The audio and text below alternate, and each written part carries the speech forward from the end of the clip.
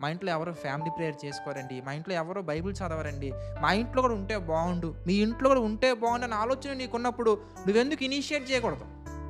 ఫ్యామిలీని అందరిని మనం ఎందుకు దగ్గర తీసుకురాకూడదు? ఒక క్రికెట్ మ్యాచ్ అయితే మాత్రం అందరం కలిసి చూస్తామా?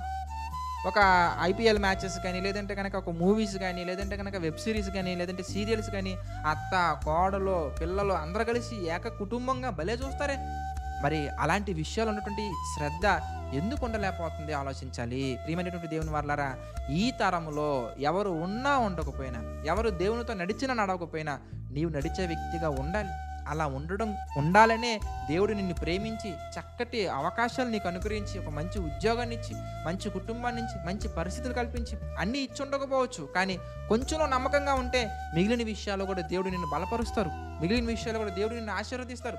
కనుక క్యారెక్టర్‌ని కాపాడుకుంటూ, ఈ తరంలో దేవునికి నచ్చినట్టుగా ఎవ్వరున్నా ఉండకపోయినా కంప్లెయింట్స్ ఇవ్వకుండా క్యారెక్టర్‌ని కాపాడుకుంటూ దేవుని చిత్త ప్రకారం నడుచుకోవాలని మనస్ఫూర్తిగా కోరుకుంటున్నాను.